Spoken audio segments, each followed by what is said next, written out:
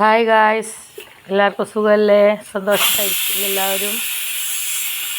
അപ്പോൾ രാവിലെ ഒരു ചെറിയൊരു പലഹാരം ഉണ്ടാക്കുകയാണ്. അതായത് കുറച്ച് മൈസൂർ പഴം കിട്ടി. അനിയത്തി വന്നപ്പോൾ കൊണ്ടുവന്നത് നല്ല മൈസൂർ പഴം, ഇത്തിരി നല്ല പാകേറിയ പഴമായിരുന്നു.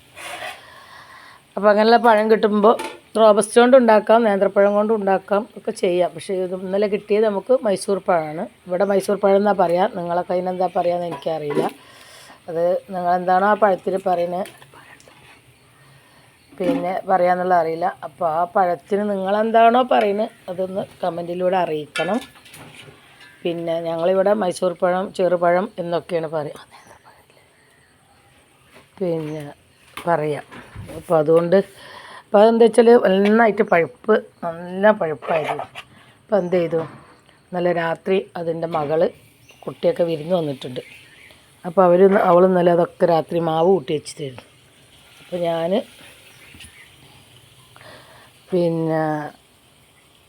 അതിപ്പോൾ രാവിലെ എണീറ്റ് ഞാൻ ഒരു പേരക്കുട്ടികളൊക്കെ എണീറ്റ് വരുമ്പോഴത്തേക്കും അതങ്ങോട്ട് ചുട്ടെടുക്കുകയാണ്.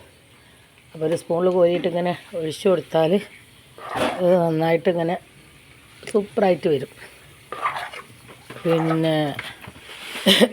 ഞങ്ങളിത് ഇടയ്ക്കിടയ്ക്ക് ഇങ്ങനെ ഉണ്ടാക്കുന്നതാണ്. ഇത് ചേർത്ത ചേരുവകളൊക്കെ ഞാൻ പറഞ്ഞുതരാം. അതിലിടയ്ക്ക് ഇന്നലെ എനിക്ക് കൈയൊന്ന് കുടുങ്ങുണ്ടായി, കണ്ടോ, കൈവിരലൊന്ന് മുറിഞ്ഞു. വഴുതനങ്ങ തീയിലുണ്ടാക്കാൻ വേണ്ടിയിട്ട് മുറിച്ചതായിരുന്നു. അപ്പോൾ കൈവിരലൊക്കെ ഒന്ന് മുറിഞ്ഞ്, അപ്പോൾ ഒന്നിനും പറ്റാത്ത, നനയ്ക്കാനൊന്നും വയ്യ. നല്ല ഹോസ്പിറ്റൽ കയ്യിൻ്റെ വിരലൊക്കെ കിട്ടി. അപ്പോൾ എന്നാലും ഇത് മാവ് കൂട്ടിയത് മകളാണ്. അപ്പോൾ ഞാനത് മാവ് കൂട്ടിട്ട് കാണിച്ചു തരാൻ പറ്റിയില്ല. അപ്പോൾ ഇത് ചെറുപഴം, അരിപ്പൊടി, ഗോതമ്പ് പൊടി, ശർക്കര അല്ലെങ്കിൽ പഞ്ചസാര. ഇന്നലെ പഞ്ചസാരയാണ് കൂട്ടിയിട്ടുള്ളത്.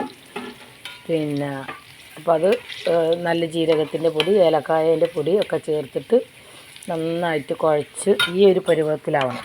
എന്താ അങ്ങനെ സ്പൂണിലെടുത്തിട്ട് ഇങ്ങനെ കോരി ഒഴിക്കുന്ന ഈ ഒരു പരുവത്തിൽ ആവണം. ഞാനധികം നേന്ത്രപ്പഴം കൊണ്ടും ഉണ്ടാക്കും കേട്ടോ.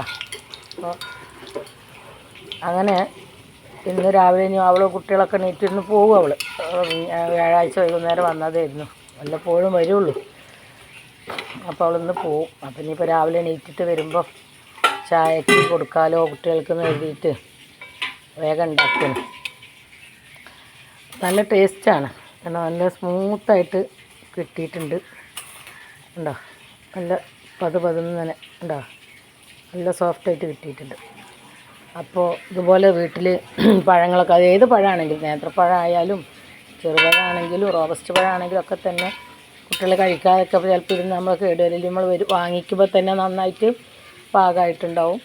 അപ്പോൾ അങ്ങനെയൊക്കെ ഉണ്ടാകുമ്പോൾ നമുക്ക് എന്തൊക്കെ 4 മണിക്കടിയായിട്ടും രാവിലെ കാലിച്ചായക്കൊക്കെ ആയിട്ടും ഇങ്ങനെ നമുക്ക് ഉണ്ടാക്കിയെടുത്തിട്ട് നാശാവാത്ത രീതിയിൽ എന്തെങ്കിലുമൊക്കെ ഒരു പലഹാരമാക്കി എടുക്കാം. മനസ്സിലായില്ലേ? അപ്പോൾ അതുപോലെ ഇത് കാണുമ്പോൾ ആദ്യമായിട്ട് കാണുന്നവരാണെങ്കിൽ സബ്സ്ക്രൈബ് ചെയ്യാൻ മറക്കരുത്.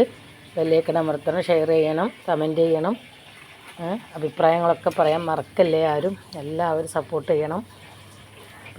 നിങ്ങളുടെ വിഭവങ്ങൾ എന്താണ്, എന്തൊക്കെയാണ് നിങ്ങളുടെ കാര്യങ്ങളൊക്കെയെങ്കിൽ അതൊന്ന് കമൻറ്റ് ബോക്സിലൂടെ അറിയിക്കുക. വേറെ എന്തൊക്കെ ഞങ്ങളെല്ലാവരുടെയും വിശേഷം, എല്ലാവർക്കും സുഖമല്ലേ?